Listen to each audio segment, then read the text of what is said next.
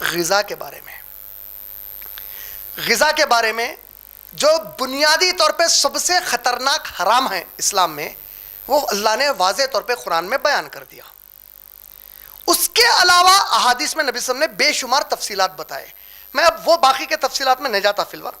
جو حرام کر دیے بنیادی طور پہ خطرناک حرام چیزیں ہیں جس سے نفرت ہے اللہ تعالیٰ کو سب سے زیادہ، اور جس کے کرنے پہ اب تو جرم لازم ہو جاتا.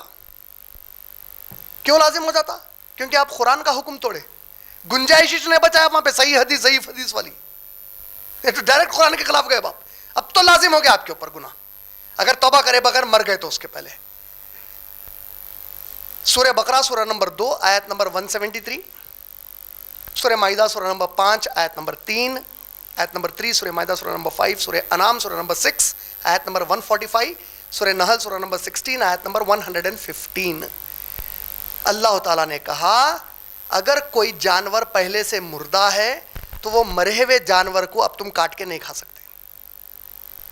قربانی دیتے وقت اگر جانور کا خون بہ رہا تو وہ خون استعمال نہیں کر سکتے کھانے پینے کے لیے. سور کا گوشت نہیں کھا سکتے. اور کوئی بھی کھانا اگرچہ کہ حلال ہے لیکن میرے سوا کوئی اور نام اس پہ لیا گیا تو وہ کھانا حرام ہے اب تمہارے لیے. حرام ہونے کے لیے 2 قسمیں بتایا اسلامی آیتوں میں. 2 قسمیں کیا بتایا؟ ایک بذات خود وہ غذا حرام ہے آپ کے لیے. By itself the food is illegal for you, is invalid for you, is forbidden for you. The food itself. سور کا گوشت، بہتا خون، مرا ہوا جانور.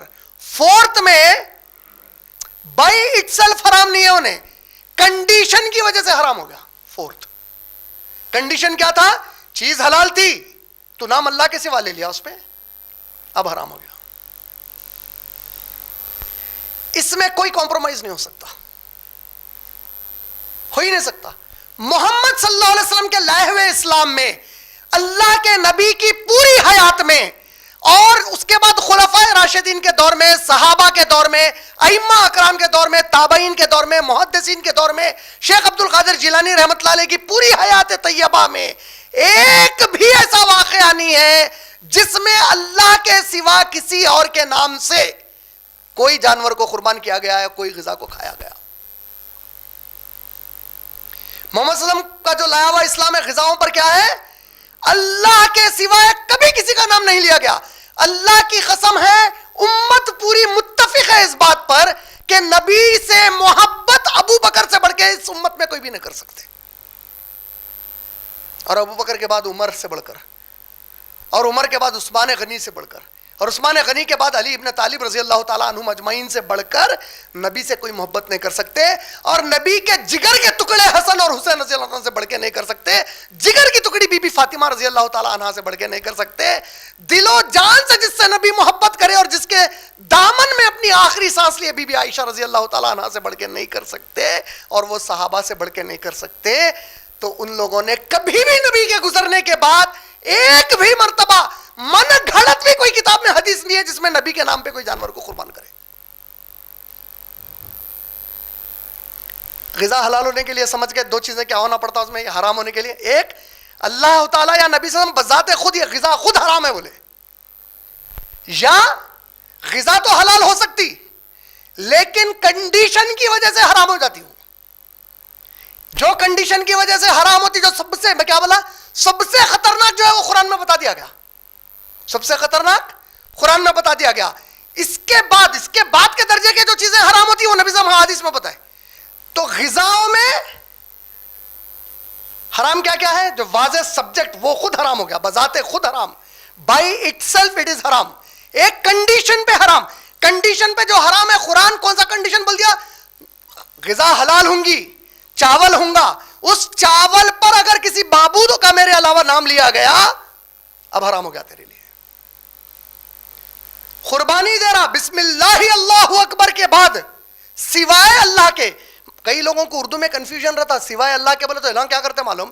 ارے اللہ کا تو بولے نا بھائی، بسم اللہ اللہ اکبر اور سمجھ میں آ رہا؟ تو میں اس کو سمجھانے کے لیے سمجھاتا ہوں. آپ کے ابا کون ہے بولے تو سوائے ان کے میرے ابا کوئی نہیں ہے. ساتھ میں پھر کس کو بھی بولتے ہیں؟ نہیں بول دیا نا ابا کا نام سوائے بول کے، سوائے کا مطلب کیا ہوتا؟ صرف انہوں کے معنی میں ہے وہاں. اگر اللہ کے سوا کوئی نام لیا گیا کا مطلب اللہ کے علاوہ کوئی اور نام لیا حرام ہو گیا ولی اللہ تعالیٰ. سوال آ سکتا قربانی دیتے وقت جو آدمی قربانی دے رہا اس کا نام لے رہے نا, میں آپ عربی میں پڑھ رہے ہیں تو سمجھ میں نہیں آ رہا, عربی میں آپ یہ بول رہے ہیں میری طرف سے اللہ کے نام پر کاٹ رہا ہوں, بول رہے ہیں طرف سے اللہ کے نام پر کاٹ رہا ہوں. کیوں بسم اللہ بولنا کھانے سے پہلے لازم کیا گیا معلوم ہے؟ یہی وجہ ہے تربیت دی گئی کہ تو جو رزق کھا رہا یہ اللہ کا دیا ہوا رزق ہے, اللہ کی اجازت سے کھا رہا. سمجھ میں آ رہا؟